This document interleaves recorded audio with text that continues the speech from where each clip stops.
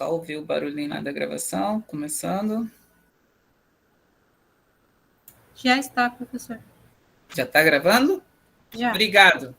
Bom, e o que a gente vai discutir nesse curso? O que a gente vai discutir, principalmente nessa forma introdutória, tá? A gente vai falar sobre os métodos de extração e determinação de nutriente e matéria orgânica, métodos de análise textural, os parâmetros derivados e a interpretação. A gente tem que ter em mente que, quando a gente faz uma análise de solo, a primeira coisa que a gente tem que pensar é que a gente tem que utilizar um extrator e que esse extrator ele vai simular aquilo que a planta vai absorver. Ou seja, a gente tem que ter uma solução extratora que vai extrair aqueles elementos que estão disponíveis para as plantas. Depois que eu extrair, eu tenho que fazer o quê? A determinação desses elementos, tá? Seja os nutrientes, seja alguns elementos tóxicos para as plantas, tá ok? Então, vocês têm que começar a pensar o seguinte: uma solução extratora que eu vou utilizar, ela precisa o quê? Simular o que a planta vai absorver. Tá? Então, não é simplesmente eu pegar uma determinada solução e achar que aquela solução é a melhor, tá ok? Ou melhor, é que aquela solução é a perfeita. Não existe, não existe nenhuma solução extratora que seja perfeita. Todas vão ter erros, tá ok? Todas vão quantificar, às vezes, um pouco a mais, vão superestimar ou vão subestimar. Por que eu estou falando isso? Principalmente em relação ao que? A extração de fósforo. Tá? Então, a gente tem duas metodologias que são muito discutidas. Tá? E aí a gente tem profissionais que defendem a unha cada metodologia. Tem uns que defendem a extração de fósforo com Melich e fala que essa é a melhor e só pode ser utilizada essa, e tem aqueles profissionais que defendem a extração com a metodologia da resina.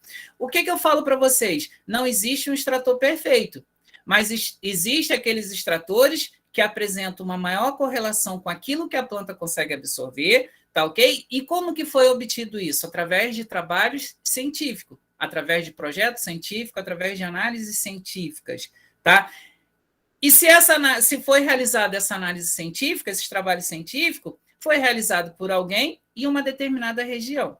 E aí vocês já começam a entender o porquê que a gente chama sempre a atenção de vocês para o princípio da regionalização.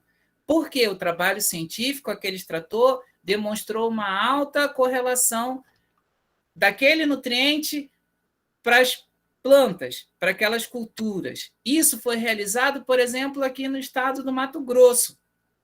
Às vezes, devido às condições de clima, às condições de solo, as condições ambientais, as condições edafoclimáticas serem diferentes, às vezes aquela metodologia ela não se demonstra adequada, por exemplo, para o Rio Grande do Sul. Então, por isso que a gente deve sempre pensar, e eu sempre vou falar para vocês no princípio da regionalização. Obedeçam esse princípio. Ah, Márcio, então significa que eu nunca vou utilizar uma metodologia que é de uma área para outra. Não é isso. Você pode utilizar. Se você quiser fazer um teste, vocês estão trabalhando numa fazenda. Se vocês acharem que naquela região ali que vocês estão trabalhando, uma metodologia X vai funcionar melhor, você precisa fazer teste, você precisa montar ensaios científicos. Façam os testes. E acontece muito disso. Tá?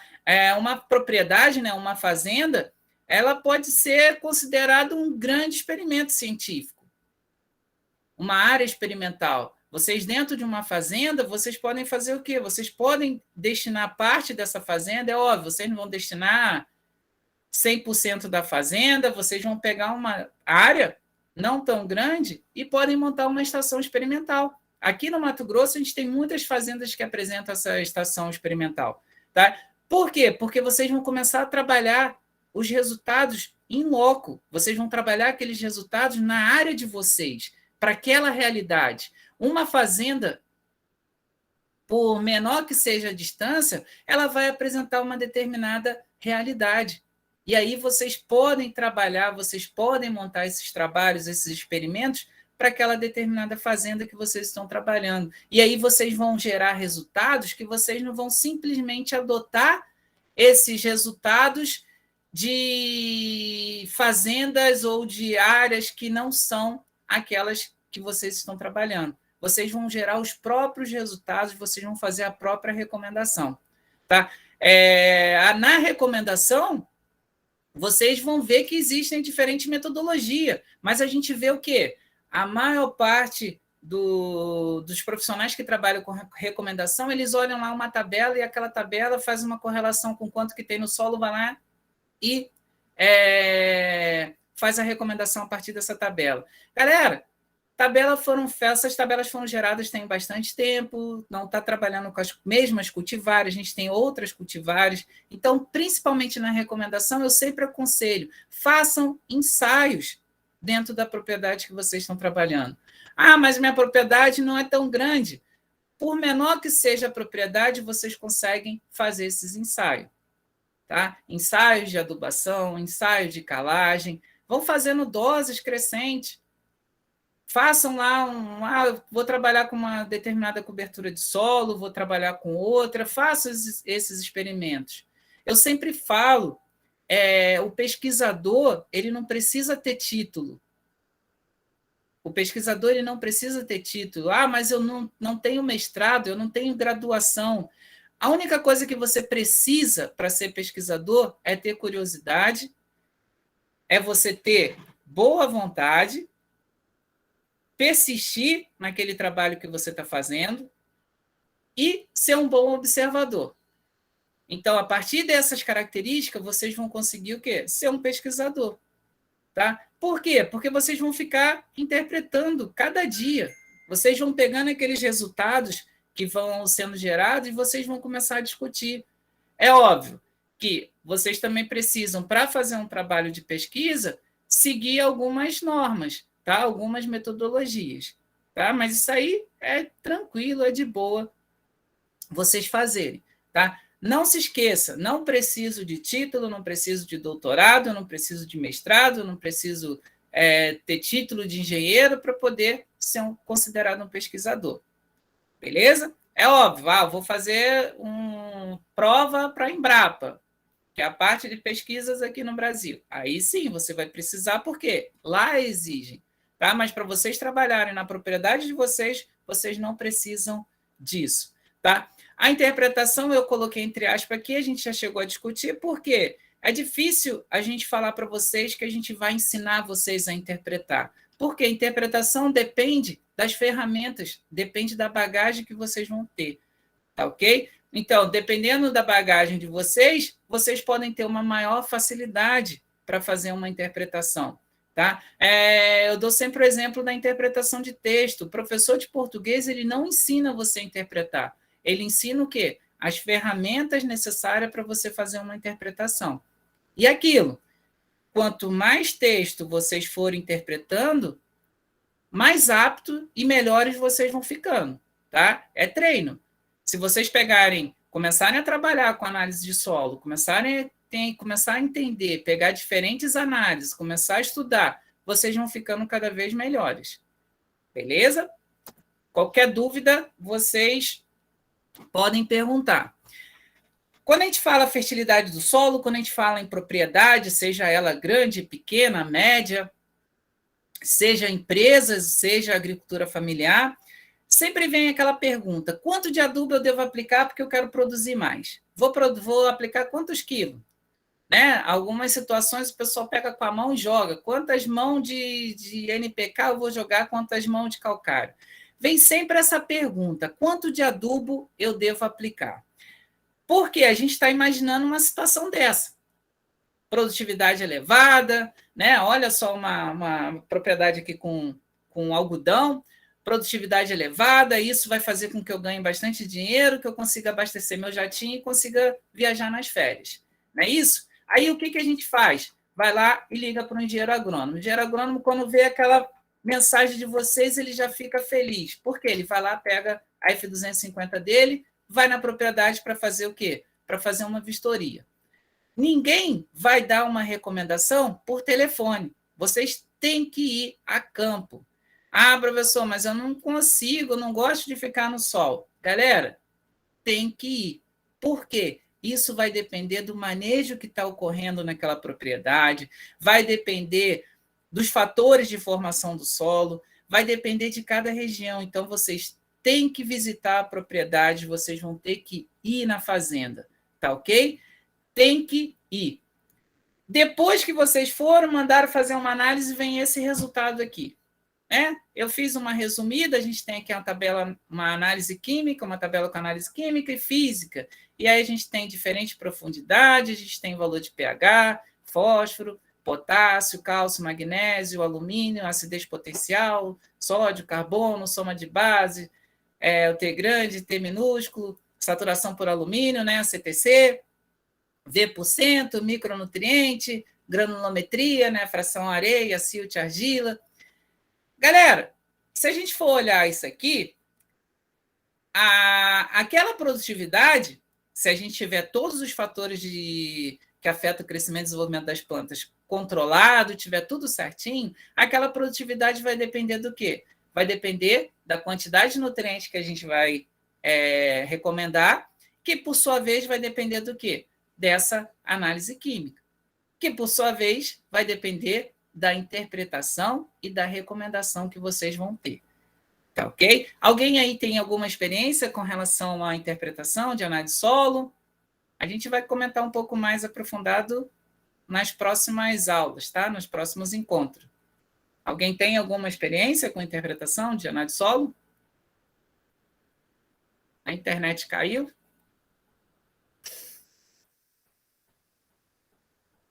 Não? Tem alguém ouvindo? Boa tarde, professor. O pessoal está falando aqui no chat. A Bruna falou que sim, e a maior parte falou que não. Tá, ok. É porque às vezes eu penso que a internet caiu e eu estou falando aqui para mim mesmo.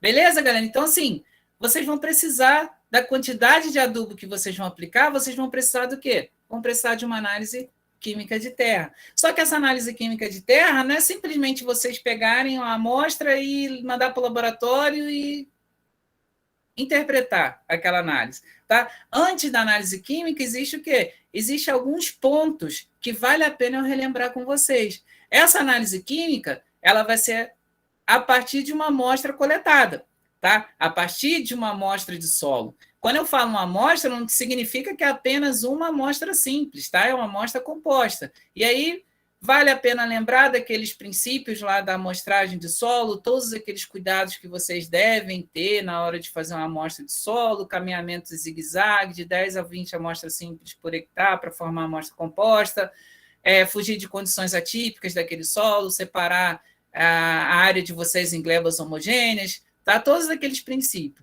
Vocês vão coletar essa amostra, fazer uma amostra, várias amostras simples, vocês vão coletar, formar uma amostra composta e vão mandar para o laboratório, tá? Lá no laboratório, eu preciso secar essa amostra, eu preciso peneirar, o que eu preciso fazer? Galera, para mandar para o laboratório, a única coisa que vocês precisam fazer é, primeiro, ter um técnico para auxiliar vocês na coleta de amostra, para a gente ter uma amostra que seja representativa da área de vocês. Tá ok? Depois que vocês coletaram, envia para o laboratório. O preparo da amostra ele vai ser realizado no laboratório. De que forma que é feito esse preparo? E por que a gente deve preparar a amostra? Quando a gente manda uma amostra para um laboratório, ela vem fora de um padrão. Tá? Então, toda análise química que deve ser realizada, ela deve ser padronizada. E de que maneira que é feita essa padronização das amostras? Através da terra fina seca ao ar. Já ouviram falar em terra fina seca ao ar? De que maneira que a gente obtém essa padronização em terra fina seca ao ar? Primeira coisa, colocamos para secar, tá? Secar ao ar, tá? A gente deve proteger essas amostras, tá? Não deixar ela aberta, por quê? Para evitar possíveis contaminação. Ah, professor, mas eu preciso com uma certa urgência, com uma rapidez, eu posso colocar na estufa? Não, não é recomendado colocar na estufa. Por que não é recomendado colocar na estufa? Porque um dos parâmetros a serem avaliados nessa análise química de terra é a matéria orgânica. Dependendo da temperatura que vocês colocarem na estufa, vai ocorrer o quê? A queima dessa matéria orgânica. Deixa eu ver se tem alguém aqui querendo entrar. Então, não é aconselhado... Professor, só um pouquinho. Eu queria tirar só uma dúvida. Eu sou técnica e aí eu trabalho num laboratório aqui de Pontes Lacerda. Sim. Só que o laboratório onde eu trabalho é de saúde animal, não de solos. Sei. Então, assim, eu queria só tirar uma dúvida. Em relação a essa coleta de amostra de solos, quantas amostras separadas a gente tem que coletar para fazer uma amostra homogênea, mais ou menos? Vai depender da sua área. A primeira coisa que você tem que fazer é dividir em áreas homogêneas. O que seria isso, essa divisão em áreas homogêneas? Observei que tem mancha, tem coloração diferente, então eu vou separar. A vegetação é diferente. Eu tenho uma determinada espécie vegetal numa área, na outra área eu tenho outra espécie vegetal. Então, eu faço essa separação. Relevo, posição na paisagem, também faço essa separação. Histórico da área, também eu devo fazer essa separação. Depois que eu separei essas áreas em glebas homogêneas, eu preciso coletar. E aí eu vou coletar quantas amostras? Foram realizados ensaios científicos e já foi demonstrado que para análise de solo, tá? Para esses parâmetros que eu demonstrei para vocês no slide anterior, onde tinha uma análise de solo, para aqueles parâmetros, não precisa a gente ultrapassar 20 amostras simples. Por quê? Você, aumentando essa quantidade de amostra, você não diminui o erro. O erro vai continuar constante. Tá ok? Então, o que é recomendado? É recomendado de 10 a 20 amostras simples por hectare. Então, isso vai depender do quê? Vai depender da área de vocês. Se vocês tiverem uma área de 10 hectares, vocês devem coletar de 10 a 20 amostras por hectare. No caso, se a gente coletasse 10, a gente coletaria 100 amostras simples. Tá ok? E aí você vai coletar as amostras simples, não significa que vocês vão enviar 100 amostras para o laboratório. Essas 100 amostras simples, vocês vão colocar num recipiente, vão homogeneizar esse solo dentro desse recipiente e vocês vão enviar para o laboratório em torno de 500 gramas para o laboratório. Então, vocês vão ter uma amostra composta. No caso, professor, assim, por exemplo, eu faço a coleta dessas, vamos supor, 10 amostras, né? Isso. Aí eu tenho que peneirar esse solo... Não, você vai juntar. Do jeito que ele está. Do jeito que ele está. Você vai homogeneizar. Você vai homogeneizar aquela amostra e aí você vai coletar em torno de meio quilo para enviar para o laboratório. Ah, tá. É que assim, uma vez eu participei de uma coleta de amostra de solos, só que eu acho que o rapaz não explicou bem como é que fazia, e aí a gente coletou uma amostra de cada solo diferente. Não chegou a fazer essa divisão para fazer uma amostra só. Tá, então ele só fez a divisão pelo solo, pelas características do solo. Isso, é porque era análise, acho que já tinha selecionado qual eram os componentes que queria avaliar, aí não chegou a fazer essa separação de uma amostra, de várias amostras e homogeneizada para formar uma amostra só. Pegou uma amostra só daquele solo. Enviou. Isso eu não recomendo vocês fazerem. Porque essa amostra de solo, ela vai representar toda uma área que vocês vão fazer uma recomendação, que vocês vão trabalhar. Vocês querem saber qual a disponibilidade de nutriente naquela área. Se vocês coletarem apenas um ponto, a chance de você ter um erro é muito grande. Por exemplo, vamos supor que naquele ponto que você coletou, passou uma vaca e defecou naquele ponto. Você não percebeu, mas você coletou justamente ali onde tinha dejetos animais. Você acha que aquele ponto ali vai ter um teor de nutriente baixo ou alto? Alto. Animal. Vai estar alto. E aí você manda para o laboratório. O laboratório fez aquela análise e falou para vocês, você não precisa fazer calagem, você não precisa aplicar fósforo, potássio. Por quê? Está altíssimo os teores de nutrientes. Só que aquilo ali foi um ponto, uma condição atípica. Foi uma situação isolada que você coletou. Então, você coletou uma amostra errada, né, equivocada. Errada é um termo difícil da gente utilizar, mas você coletou uma amostra equivocada e que aquela amostra não é representativa da sua área. Ela é apenas uma condição pontual. Você mandou para o laboratório fez análise, o laboratório errou na análise? Não, o laboratório não errou na análise. Dificilmente você vai encontrar erros assim de laboratório, principalmente se forem aqueles acreditados e certificados. O laboratório mandou um resultado para vocês viram aquele resultado, interpretaram. Vocês interpretaram errado? Não, porque é aquele resultado que vocês estão interpretando, que está dando valores altos. Vocês vão recomendar. A recomendação de vocês vai estar errada? Não, também não vai estar errada a recomendação. Onde que foi o erro? Lá no início, na amostragem. Então, você começou o trabalho de vocês errado. Tá ok? Significa que se você fizer isso, vai ter 100% de que essa amostra não vai ser representativa? A gente não pode afirmar, mas o nosso risco é muito grande. Por isso que a gente faz uma amostragem de diferentes pontos. Tem a questão da mancha de fertilidade também, né, professor? Que dentro de uma área pode ocorrer a incidência de manchas de fertilidade de áreas mais férteis e áreas menos férteis. Se você fizer uma coleta numa região que tem uma mancha de solo com alta fertilidade, você não vai representar a real situação da fertilidade do seu solo. Por isso é necessário quanto, assim, né, mais amostragem, maior vai ser a precisão que você vai ter lá na sua análise. Com certeza. Só que nessa situação, assim, nessa situação em que você tem uma mancha, vamos supor, você tem uma mancha dentro de um talhão, do mesmo talhão. Eu também recomendo vocês tentarem identificar essa mancha. Essa mancha de fertilidade. Essa mancha de fertilidade, às vezes, de forma visual, vocês não conseguem perceber. Mas o fato de vocês observarem o desenvolvimento das plantas, o surgimento de plantas espontâneas, isso tudo são indicativos de que ali você tem uma mancha, você tem uma situação que é diferente. Não sei se você compreendeu.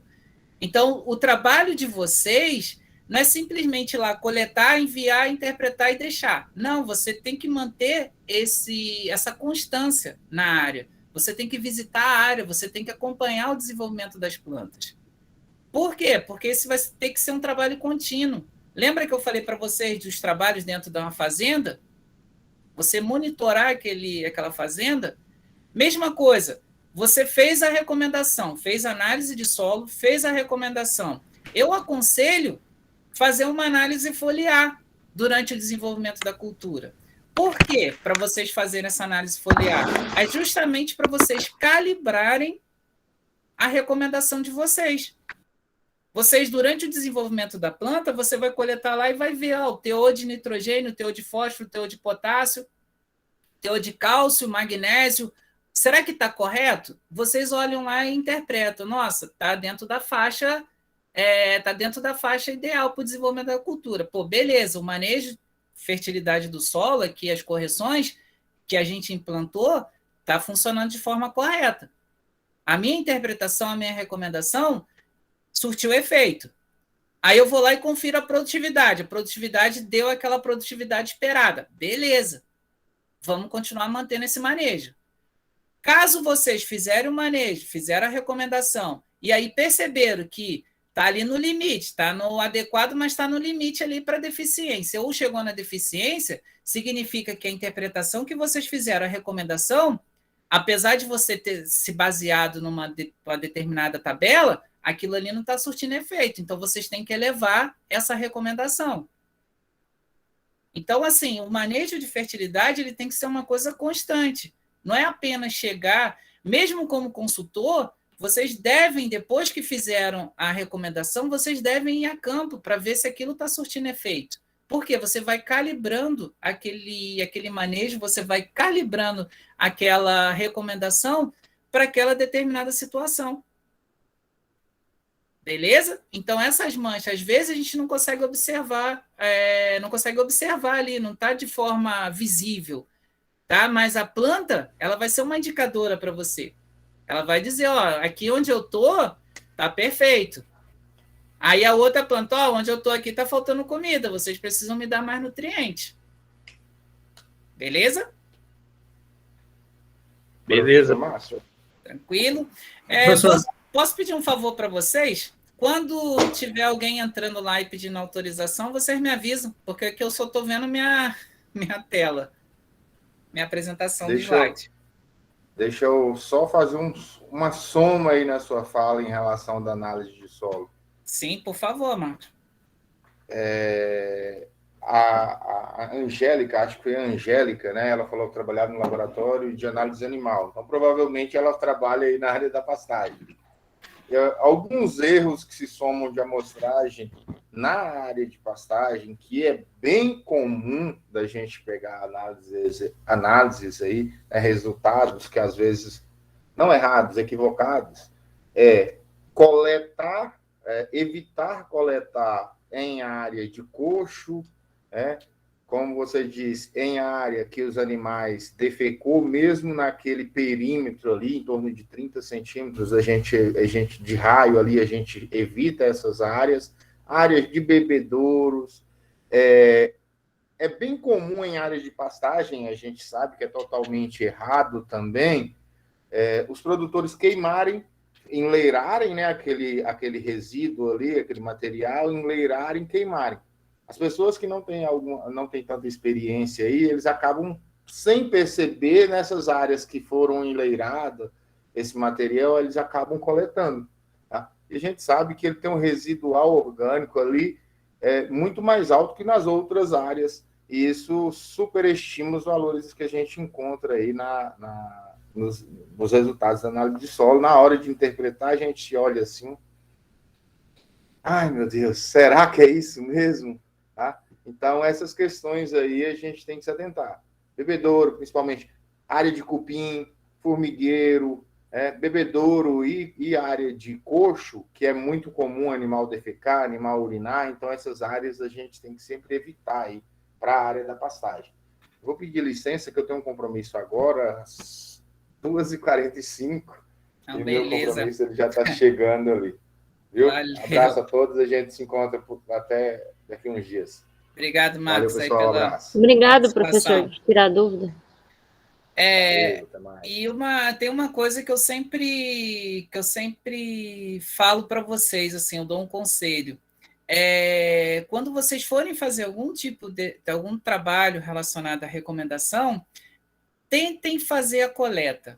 Por quê? Vocês foram lá, coletaram, vocês têm a certeza da amostra que vocês mandaram para o laboratório e vão interpretar. Porque, às vezes, vocês já têm uma análise, já tem um resultado, e aí vocês vão simplesmente fazer a interpretação daquele resultado. Vocês não interpretaram errado. Vocês fizeram a recomendação correta para aquele resultado. Só que aquele resultado, às vezes, não é representativo da área. E aí o produtor não vai ter aquele retorno financeiro, o produtor não vai ter aquela produtividade que ele esperava com a sua recomendação. Por que a sua recomendação foi errada? Não, você recomendou a partir de uma coleta de amostra errada. Por isso que é de grande importância, quando vocês forem fazer esse trabalho, justamente vocês fazerem questão de ir lá coletar, porque aí vocês têm certeza daquela amostra que vocês estão trabalhando. Professor, só um pouquinho. Eu tenho essa dúvida, porque assim, antes de eu trabalhar no laboratório como técnica, eu ajudei o meu pai a fazer uma coleta de uma amostra para fazer uma aplicação de calcário, e aí eu acho que o rapaz não explicou bem explicado. Sim. Aí a gente coletou a amostra, que nem eu falei para o senhor, a gente coletou uma amostra só por tipo de solo, a gente não avaliou bem a questão que nem a pastagem, essas coisas. A gente coletou só pela questão da coloração e o tipo de solo só. E aí não avaliou essa parte. Então, por isso que surgiu a dúvida, porque eu trabalho no laboratório de análise animal, mas o de solos eu não tenho muito acesso. Aí surgiu essa dúvida na hora que o senhor falou das coletas de amostra, porque se não fizer bem feito, a gente perde todo o serviço, né? Perde todo o serviço, com certeza. Às vezes o rapaz ele não explicou para vocês, o técnico, não sei o caso, mas às vezes assim, tem coisas que para algumas pessoas é tão simples que às vezes eles acham que para todo mundo e na realidade a gente sabe que não é, né? Nós temos as nossas dificuldades. Tá? Às vezes pode ser isso, às vezes simplesmente ele foi lá e coletou uma amostra equivocada, não sei qual foi a situação. Mas, tendo dúvida, pode interromper a qualquer momento. Beleza? Professor, eu estou levantado há um tempo aqui. Você citou da análise foliar para fins de comparação entre o que foi aplicado e o que a planta absorveu. A gente vai falar disso na aula. E uma dúvida, essa análise foliar, é interessante que eu faça ela antes e depois, no caso da cultura já está implantada? Uma outra dúvida, a análise foliar pode ser feita de uma segunda cultura, sem ser a cultura que eu vou trabalhar? Vamos lá, vamos por parte. Análise foliar, a gente vai abordar de forma bem superficial, tá? Se vocês quiserem, eu posso comentar como que é feito, tá, no laboratório. Talvez os professores que vão falar sobre interpretação, eles chegam a comentar alguma coisa com vocês. Tá? Mas eu não tinha previsto falar sobre análise foliar em si. Para se fazer análise foliar, existe um certo período. Tá? Existe um tempo correto para se fazer.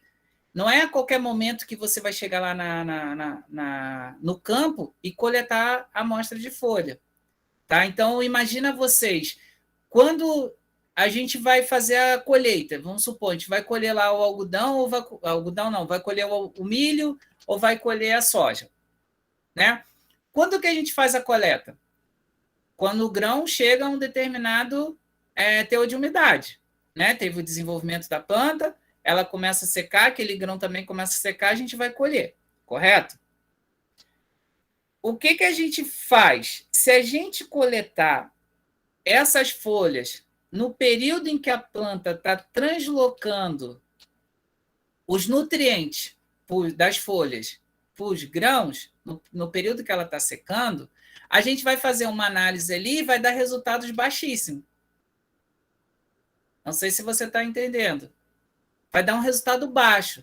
Então, assim, a margem de absorção, né, no caso. Isso, a margem de absorção. Então, existe um período que cada cultura tem, existe qual é a posição, qual é a folha que vocês vão coletar. Toda cultura existe isso já estabelecido. Quando eu falo toda cultura, são as culturas de maiores interesses econômicos, tá? Tipo, que já foram estudadas, cana-de-açúcar, milho, soja, algodão, essas grandes culturas, tá? É óbvio, existem outras culturas, como olerícolas, que também já devem ter os protocolos dessa coleta. Mas existem os protocolos de qual é o momento e qual é a folha que você deve coletar para cada espécie. Tá ok? Aí vamos supor, você fez adubação na soja, e aí você entrou com a soja, colheu a soja, entrou com o milho, e aí fez a análise foliar do milho. É nesse sentido que você fez a pergunta?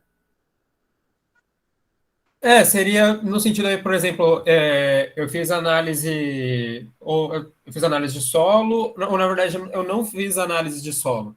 Seria mais nesse sentido. Eu não fiz análise de solo numa região, é uma região de, sei lá, pastagem, ou sei lá, tá com cana-de-açúcar, vamos supor. Tá com cana-de-açúcar, eu tô na fase correta da análise foliar para retirar a folha para saber o que ela absorveu. Só que eu não tenho a análise de solo passada.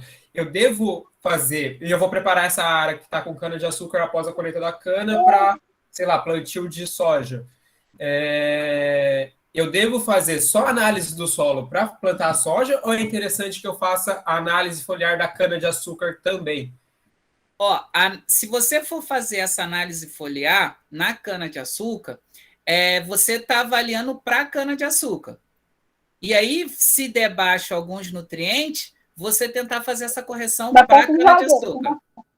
Para a cana-de-açúcar, tá? Você pode tentar, por exemplo, fazer uma adubação foliar para tentar corrigir essa deficiência que a cultura demonstrou, tá? Se você não tem muito sentido você fazer análise foliar para cana-de-açúcar para tentar fazer uma recomendação para a próxima cultura, que seria a soja. Não tem sentido, tá ok? Não tem muito sentido você fazer isso. O que você pode fazer? Eu não vou fazer a correção para cana-de-açúcar. Beleza, não faça análise foliar. Mas eu quero ver como que vai ser, porque eu vou entrar com a soja. Antes de entrar com a soja, você faz análise de solo, correto? E aí, a partir daquela análise de solo, você vai fazer a interpretação e fazer a correção para a cultura que você vai implantar, que será a soja. Beleza? O que você pode... Quando você tiver, vamos supor, numa situação em que você tem a safra e a safrinha, por exemplo, aqui no Mato Grosso a gente tem a cultura da soja como safra e depois entra a cultura do milho. Nessa janela, não tem tempo, às vezes, do produtor fazer análise de solo antes de entrar com a cultura do milho. Ele faz análise de solo para a cultura da soja, faz a recomendação para a soja, e aí ele entra com a cultura do milho. O que ele pode fazer é pegar a análise foliar do milho para ver se aquele manejo que ele fez lá para a soja sobrou, vamos supor, sobrou um pouquinho de comida ali para o milho, para ver como que está sendo o manejo dele, tá? Porque hoje tem se falado muito nisso, né? Que não é o manejo apenas para cultura, eles fazem o manejo como se fosse, vou fazer o manejo hoje, tanto para a soja quanto para o milho. Eu tenho minhas dúvidas em relação a isso, tá? Mas você pode fazer o manejo e aí você verifica lá na cultura do milho se ele está tendo deficiência. Se ele tiver deficiência, você tem que, de alguma maneira, manejar para que supra essa necessidade dele, seja no próximo ano, na próxima safra, ou seja naquele momento ali na safrinha, através de uma adubação foliar. Tá ok? Que muitas das vezes o produtor acaba não fazendo, né? Porque a gente tem aquela questão econômica. Muitos produtores acabam não fazendo a adubação do milho porque eles consideram que não é econômico. Então, ele pega o que sobrou ali para a soja, né? Planta em cima daquela palhada da soja, e aí eles aproveitam o que sobrou ali da cultura da soja para a cultura do milho. Alguns fazem a aplicação, por exemplo, de nitrogênio e potássio, né, para a cultura ali quando está plantando o milho. Beleza? Consegui responder? Muito, professor. Obrigado, conseguiu sim. Nada. Então, voltando aqui, a gente precisa, então, padronizar, né, essa amostra de solo para fazer essa análise. E de que maneira? Através de terra fina seca ao ar. Então, a gente deixa essa amostra secando ao ar, tá ok? Tomando cuidado lá da questão da estufa. Dependendo da temperatura que eu atingir a estufa ali, eu vou queimar matéria orgânica, então eu vou subestimar os teores de matéria orgânica, por isso que não é recomendado trabalhar em estufa. Depois que secar, eu vou destorruar, eu vou quebrar os agregados desse solo, tá? Vou homogeneizar esse solo e vou passar na peneira de 2 milímetros, tá ok? Quando eu passo na peneira de 2 milímetros, eu estou selecionando apenas quem? A fração areia, silt e argila. A partir do momento que eu obtive a terra fina seca ao ar, eu vou lá pegar um volume conhecido, né, 10 centímetros cúbicos, e vou fazer análise dos nutrientes. Vou utilizar as soluções extratoras, tá, para simular aquilo que a planta consegue absorver. Tranquilos? Posso passar? Dentro do laboratório, a gente tem alguns equipamentos, né, para fazer essas análises. Então, a gente utiliza as soluções para quê? Para extrair. Então, a gente vai extrair e a partir dessa extração é que a gente vai fazer a quantificação. Tá? Eu tenho uma foto aqui de alguns equipamentos, né? Um pH-metro aqueles que não tiverem muito contato em laboratório, né? A gente tem aqui um pH-metro para determinação do pH, tá? Esse pH ele pode ser determinado em cloreto de cálcio, ele pode ser determinado em água, dependendo da metodologia que vocês forem utilizar. Nós temos aqui um fotômetro de chama, tá? Esse aqui é um bem antigo, né? A gente tem alguns mais modernos que já utilizam tela, né, digital para poder fazer essa leitura. Normalmente, esse equipamento aqui ele vem para fazer leitura de sódio e potássio, né? Mas ele pode também fazer a leitura de níquel e cálcio, tá? Vai depender das lâmpadas que estão presentes nesse equipamento. Esses outros, cálcio dá para fazer na absorção, cálcio também dá para fazer por titulometria. Então, às vezes, na maioria das vezes, né, na maioria dos casos, a gente encontra esse equipamento apenas com as lâmpadas de sódio e potássio. Aqui nós temos um espectrofotômetro, tá? Esse espectrofotômetro ele serve justamente para fazer a determinação do fósforo, tá? Então, o fósforo ele é determinado a partir da colorimetria, então, através da coloração que a solução vai apresentar, a gente vai ter uma determinada concentração de fósforo, tá? Essa concentração ela vai ser obtida a partir da absorbância. Então, você tem um feixe luminoso, você tem uma lâmpada que vai emitir um feixe luminoso, que vai passar por uma solução, e aí ela vai quantificar a absorbância dessa solução. A gente trabalha com padrões, com concentrações conhecidas, né? A gente tem lá concentração de 1 ppm, 2, 3 e 4 ppm de fósforo, faz a leitura da absorbância e depois a gente faz a leitura da absorbância da nossa amostra. A gente monta uma reta, acha a equação da reta e, a partir dessa equação da reta, a gente vai quantificar a concentração de fósforo presente na nossa amostra. Parece difícil, galera, mas vão por mim. É bem tranquilo, é bem fácil de se fazer, tá? Principalmente se for de forma prática.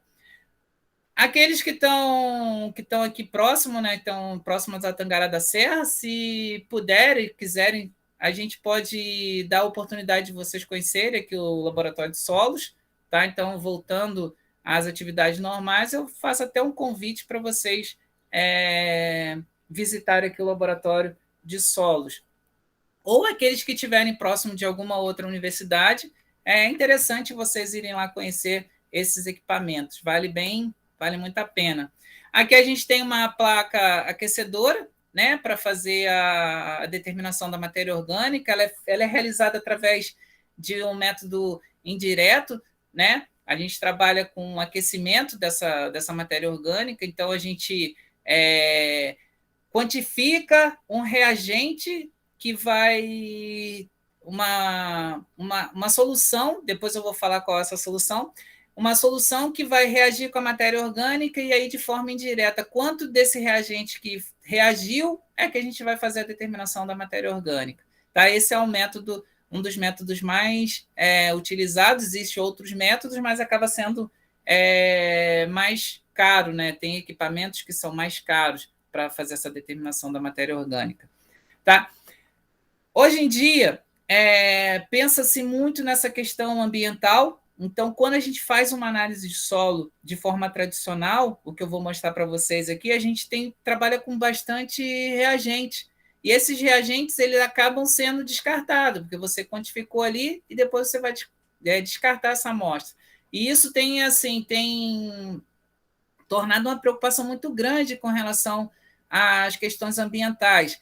Além disso, a gente tem também o quê? Algumas soluções para fazer a determinação de alguns elementos na maneira tradicional, dessa maneira de laboratório lá com titulometria, principalmente, que está cada vez mais difícil da gente comprar, tá? Houve algumas mudanças aí na legislação, né, em termos de quantidade que o laboratório pode comprar, né? Muitos desses reagentes que a gente trabalha, eles são extremamente tóxicos. A gente tem o cianeto de potássio, por exemplo.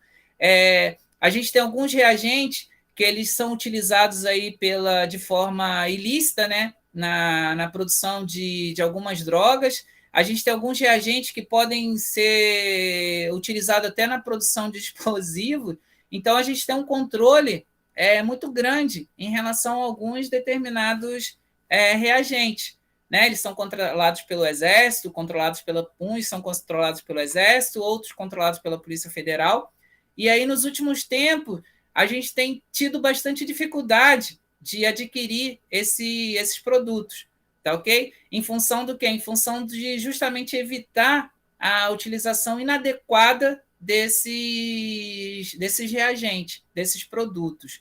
E aí foram o quê? Buscando outras metodologias, tá? Como, por exemplo, na hora de fazer a determinação do cálcio, do magnésio, do alumínio trocável, micronutriente, a gente utilizar equipamentos como um espectrofotômetro, né? Uma de absorção atômica, que é um equipamento sofisticado, né? Um equipamento caro, não é um equipamento barato de se utilizar, mas os laboratórios, aqui a gente não tem esse equipamento, mas os laboratórios que apresentam esses equipamentos tem um custo maior, mas a agilidade vai ser maior de você fazer a capacidade de determinação dos nutrientes com esse equipamento também vai ser maior, vai ser muito mais rápido, tá? Você tem, em termos de precisão, que é muito discutido, a fim de fertilidade do solo, principalmente os macronutrientes, tanto na titulometria quanto a absorção, você tem a precisão bem equivalente, você não tem a necessidade de ter uma precisão, por exemplo, de 0,001 miligramas por litro, você não tem essa necessidade, então a titulometria ela já é suficiente. No entanto, em função da agilidade, em função de alguns problemas relacionados aos reagentes, tem se utilizado muito nesses laboratórios, principalmente laboratórios comerciais, a utilização da absorção atômica, tá, para a realização desses trabalhos. Essa absorção atômica que é um aparelho, né, que ele vai quantificar os elementos a partir de algumas reações que vão ocorrer dentro desse equipamento, principalmente em função do poder calorífico que esse equipamento vai gerar uma nebulização, e a partir dessa nebulização vocês também vão ter aqui lâmpadas que vão quantificar a partir dessa absorção os teores dos elementos. Existem lâmpadas para cada elemento e existem lâmpadas multielementar, né? Você tem uma lâmpada para cálcio, ou você pode ter uma lâmpada que vai ter vários elementos, tá? Vai depender da lâmpada que vocês vão comprar. Esse equipamento aqui ele é interessante porque ele já vem, vocês podem acoplar a um computador, já vem o software da própria empresa, e aí você tem a leitura e já salva tudo no computador, tá? Depois é só vocês fazerem a conversão. Nesse caso aqui da foto, a gente tem o CIPS, que é um anexo, né? Como se fosse um anexo, você tem um componente que você pode adequar a essa absorção atômica, tá? Qual o princípio dele, qual é a finalidade dele? É justamente diluir. Às vezes você monta uma curva e a concentração desses elementos está acima da sua curva.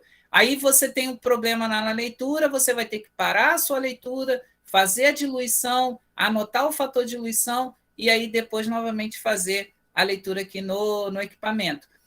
Com esse CIPS, se estourar a curva, automaticamente ele já faz a diluição.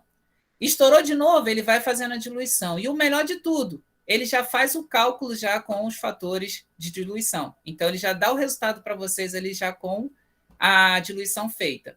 A gente tem um outro componente aqui que pode ser acoplado. Esse aqui, ele é bem interessante porque você pode programar e ao invés de você ficar colocando lá cada amostra, aqui tem um capilar, tá? Nesse caso aqui do CIPS, você tem um capilar que ele vai puxando essa amostra, a solução. Você vai colocando, coloca lá, vai colocando e aí ele vai puxando, né? Vai sugando essa solução e faz a leitura aqui. Toda vez que você for fazer a leitura, você vai colocando a sua amostra. Amostra 1, amostra 2, amostra 3. Se você tiver esse acessório, você pode distribuir todas as amostras que você vai fazer a leitura, né? Você vai distribuir em colunas e linha, você vai selecionar uma opção em que você vai nomear qual que é cada amostra em cada coluna, em cada linha, né? Em cada célula. Você tem uma linha e a coluna, igual ao Excel. Você vai denominar qual é a amostra. E aí você bota ali para girar, ele vai fazendo todas as amostras sem a intervenção de vocês. Então, você pode colocar a amostra uma por uma, ou você pode ter esse acessório que você coloca todas as amostras, eles vão fazer a avaliação das amostras, né, sem você ter que ficar colocando. Ele automaticamente, isso aqui é um braço, e ele vai girando. Vai fazendo amostra 1, amostra 2, amostra 3. Então, você bota o equipamento faz praticamente tudo sozinho. Beleza? Só que aí a gente tem um porém, né? Isso aqui é igual o carro. Você compra o carro, só o carro paga um valor. Você compra com CIPS, você vai pagar outro valor. Você compra com esse braço aqui, esse que é automatizado, você vai pagar outro valor. Aí vai depender de quanto que você tem para gastar com o equipamento. Beleza? Aqui a gente tem um outro equipamento, que é um ICP-OS. Esse aqui é o sonho de consumo de todos que trabalham em laboratório. Por quê? Esse aqui, quando você vai fazer análise de cálcio, você vai fazer a curva padrão lá para cálcio. E aí faz análise de cálcio, tá com a lâmpada de cálcio. Vai fazer magnésio. Aí você vai ter que fazer a curva padrão de magnésio, vai trocar a lâmpada e vai fazer a análise de magnésio. Esse equipamento aqui, você já faz a leitura, aí você vai fazer a leitura de novo. Se você fizer 10 elementos, vocês vão ter que montar 10 curvas e fazer a análise 10 vezes. Esse aqui não. Esse aqui, de uma única puxada, ele já dá para vocês todos os resultados. Ok? Esse aqui é muito melhor, mais eficiente do que a absorção. Tá? Só que, mas eu vou fazer análise de solo, fazer cálcio, magnésio. Esse aqui já é o suficiente. Tá? Só laboratórios que trabalham não só com análise de rotina, é que tem esse equipamento, porque o custo dele já é bem mais elevado. Tá? Por exemplo, aqui a gente precisa também de uma chama. Vai ocorrer a nebulização, a gente vai fazer análise de sódio e potássio. Essa chama aqui, ela não tem o poder calorífico tão elevado. Então, a gente vai precisar aqui, por exemplo, de o gás de cozinha, né? Que hoje em dia está bem caro. Esse outro aqui, o poder calorífico dele já é maior. O gás de cozinha aqui não vai. Então, você já precisa, além de um compressor com ar, né, para mandar uma maior pressão para esse equipamento, você já precisa do ar acetileno, que já é um pouquinho mais caro. Esse outro equipamento aqui, ele já não usa nem o ar acetileno, ele já usa o argônio, que é muito mais caro. Tá ok? Podemos passar? Aqui a gente tem a demonstração de uma análise de textura, tá? Pelo método da pipeta. Existe método densímetro, né, o método Boyut, mas o mais utilizado é o método da pipeta, que também eu vou demonstrar para vocês como que é feito. Tá? Você tem passa a amostra por uma peneira, que vai selecionar lá apenas areia, então na peneira fica a fração areia, você leva para uma estufa, você põe para secar, né, a 105 graus por 24 horas, põe para secar, depois você vai pesar a massa de areia. O que sobrou, você tem o quê? Você vai ter argila e silt. Tá? Através de uma equação, né, equação de Stokes, você vai pipetar ali a fração, né, porque vai decantar a argila e silt. Né? Silt é mais pesada, então ela vai decantar primeiro. Você vai ter num determinado tempo, em função de uma temperatura, a 10 centímetros aqui, vocês vão pipetar, porque vocês vão ter apenas argila. Coloca na estufa para secar por 24 horas, a 105 graus, vocês vão pesar e vão determinar lá a massa de argila. Vocês vão entrar numa equação e lá essa equação vai dar a porcentagem de areia, a porcentagem de argila, e aí 100 menos o somatório de areia e argila vai dar o percentual de silt. Beleza? Professor, no caso dessa diluição aí, no caso a gente mistura a amostra com água, né? Isso, pra com fazer água isso aí. destilada. Qual que é a proporção que a gente tem que colocar? A mesma quantia mais ou menos a mesma quantia de areia com a mesma quantia de água? Não, aonde? É física aqui. Ou aqui no equipamento? Não, na física ali. Na física, você vai completar isso aqui com 1 litro. 1 litro de água. Ah, tá. Tá ok? Você vai completar com 1 litro. E aí você vai ter nesse 1 litro. A areia já foi. Tá, mas no caso assim... Aqui você não tem diluição. Sim, mas assim, o senhor falou que era para a gente reservar, geralmente, para fazer análise, a gente tinha coleta a amostra, reserva mais ou menos um meio quilo, né? Para mandar para o laboratório. Aqui, a massa que você vai utilizar para análise física serão 20 gramas. 20 gramas? 20 gramas. Tá. 20 gramas para 1 litro de água, no caso? Isso, só que existe um certo procedimento. Você não vai misturar diretamente nesse 1 litro. Você vai separar a areia primeiro e depois que você vai completar para 1 litro. Ah, tá. Entendi. Tá ok? Eu vou demonstrar também isso mais à frente para vocês, como que é feito. Então tá. Obrigada. Tranquilo? De nada. Bom, pessoal, e essas análises todas, elas são realizadas a partir do quê? A gente tira da nossa cabeça, alguém foi lá e, eu devo fazer dessa forma? Não, foram ensaios, como eu falei para vocês, que todas essas análises, esses extratores, eles têm que simular o que a planta vai absorver, tá ok? Então, por ter essa simulação, como que eu vou saber se aquele extrator ele apresenta essa correlação? Através de trabalho científico, através de trabalho de pesquisa que foram realizados. A partir daí foram o quê? Foram selecionados aqueles extratores naquela determinada concentração. A partir desse momento, foram agrupados, tá? Todas essas análises.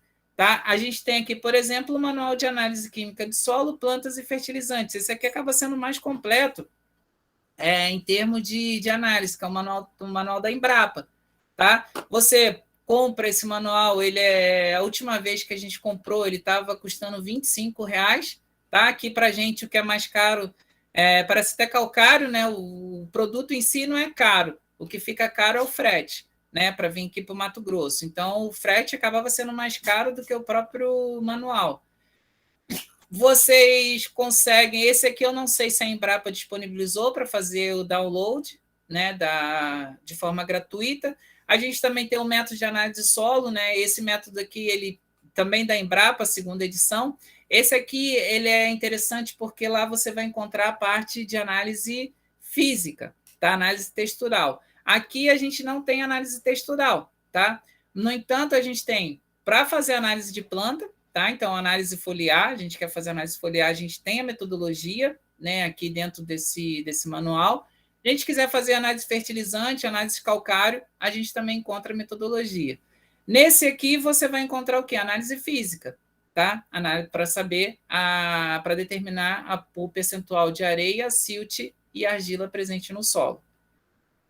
Tranquilos? Dúvidas? Tranquilo, professor. Vamos dar continuidade? Vocês querem dar um intervalinho aí de 10 minutinhos? O que vocês acham? Eu tô tranquilo. Tranquilo, galera? Então, se quem quiser um intervalo, a gente consegue dar esse intervalo. Tá tranquilo, professor. Vamos lá, então. Aí a gente tem análise, né, que eu mostrei para vocês, análise de rotina. E aí a gente teve um congresso, se eu não me engano, foi o FertBio lá que teve em Goiânia. Eu não recordo agora o ano, eu não sei se foi 2016. Foi lançado no congresso uma tecnologia inovadora, né, para a realização de análise de solo. Que eles falavam que isso que a gente mostrou para vocês aqui, vocês preparam a amostra de solo, coloca para agitar por 5 minutos. Depois que agitou esses 5 minutos, vocês vão deixar decantar por uma noite, e a partir daí que vocês vão fazer as análises. Ou seja, vocês vão demorar aí pelo menos uns 2 dias para poder determinar. Essa tecnologia, ela faria esse trabalho de 2 dias em 30 segundos. tá? Foi uma tecnologia que foi uma ferramenta desenvolvida por uma empresa junto com a Embrapa, tá? Que eles desenvolveram essa metodologia justamente para quê? Para acelerar, né, a velocidade de reação de análise, né, acelerar a velocidade da análise. Então, em 30 segundos você gerava esse resultado. Além disso, você não trabalhava com nenhum reagente. Então, você não teria aquele problema de contaminação ambiental, tá? Ocasionado, às vezes, por o laboratório, se houver também um descarte de forma irregular. Tá? Então, você não tinha o problema de trabalhar com reagente. Então, você tinha o quê? Vários benefícios em relação a essa nova metodologia que foi divulgada, que foi apresentada lá em 2016. Essa foi uma empresa, né, conhecida como SpecSolo, está aqui o site. Na época, esse aqui era o site oficial, e aí hoje você tem um outro site, tá? Não é mais esse de cima, é esse de baixo. Depois, se vocês quiserem acessarem o site, vocês podem ficar à vontade aí, copiam lá e acessem. É bem interessante. O que é essa metodologia? Você tem um equipamento, um aparelho, e aí esse aparelho ele vai emitir uma onda, né? Vai emitir um feixe dentro desses potinhos aqui que tem o solo, e aí, de acordo com a resposta que você vai ter, que o equipamento vai ter, ele vai jogar num banco de dados. Esse banco de dados já foram realizados milhares de amostras e foi armazenado. E aí, a partir desse resultado, através da inteligência artificial, né, dentro de um computador, eles vão interpretar e vai dar para vocês os resultados. Não sei se eu conseguir explicar mais ou menos como que é o funcionamento. Você tem um computador, esse equipamento é ligado ao computador, tem um feixe luminoso, você tem uma resposta. O equipamento pega essa resposta, joga para o computador, e a partir dessa resposta é comparada com um banco de dados. E aí, nessa comparação com o banco de dados, você tem lá os teores dos nutrientes presentes no solo. Professor, oi. Com licença, essa análise que ele faz, ela é comparada às análises convencionais? Sim, foi um trabalho que foi desenvolvido junto com a Embrapa. Então, assim, ele foi comprovado que tinha essa correlação. Tá? Ele, comparado no sentido de precisão dos resultados, em correlação com os resultados, sim, eles demonstraram que existiam. E ainda estava em fase de comprovação de algumas análises, que eu vou comentar um pouquinho mais à frente com você. Não sei se é isso que você perguntou, não sei se eu consegui te responder. Conseguiu sim, professor. Sim? Obrigado. Vamos lá. Aí eu fui curioso, fui lá, mandei um e-mail perguntando, né, por contato, né, da SpecSolo, perguntando em termos de valores, que imagina, você não ter que ter reagente, você não ter nenhum tipo de problema. Isso foi em maio, né, 11 de maio, se eu não me engano, de 2017.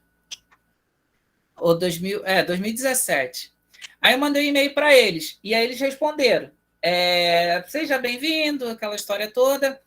O início das vendas está previsto para o segundo semestre de 2017, ou seja, naquele momento foi apresentado, mas ele ainda não estava sendo vendido. E aí, se você tivesse intenção, você enviaria seus dados para vocês terem para ter a proposta e a aquisição do equipamento. Aí, na época, o equipamento custava R$220 mil, né? Ia ter uma variação de 220 a 260 mil reais. Se a gente for ver, só um espectrofotômetro está em torno de, na época, devia estar uns 120, 130 mil, né?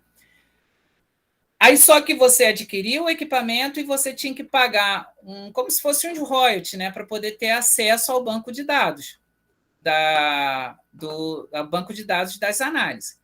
Aí o valor estimado por análise para acessar o banco de dados, a matéria orgânica era de 82 centavos, então toda vez que você fizesse uma análise, vocês pagariam 82 centavos para eles para poderem ter acesso ao banco de dados.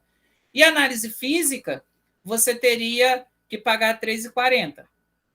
Beleza? Se a gente for ver, a gente não tem, assim, o custo não está tão elevado, se a gente for comparar com a análise de solo, a análise tradicional, tá? Além disso, você não ia ter aquele custo com reagente. E aí eles falaram que as demais análises de fertilidade realizadas em solo estão ainda em fase de desenvolvimento. Galera, isso foi em 2017. Eu participei de um dia de campo aqui numa fazenda, em Brasnorte, e nesse dia de campo estava com o pessoal da Embrapa e tinha um representante de um laboratório de análise de solo. E aí eu conversei com ele, isso em 2019. Fiquei conversando com ele e perguntei sobre essa tecnologia. E ele tinha me falado na época que não foi para frente. Não, tanto que a gente não ouve falar tanto nessa metodologia, né? Se tivesse funcionado perfeito, se tivesse emplacado, seria uma condição perfeita para a gente utilizar. Mas não foi emplacado, tá ok? Não foi para frente. Quais são os motivos? A gente chegou a discutir, mas eu não vou entrar nesse mérito do porquê talvez não emplacou esse tipo de análise, e aí a gente continua tendo análise de rotina normalmente nos laboratórios, de forma tradicional. Beleza? Galera, eu vou dar uma pausa aqui rapidinho, só para a gente parar a gravação, como eu expliquei da outra vez, para a gravação não ficar tão intensa.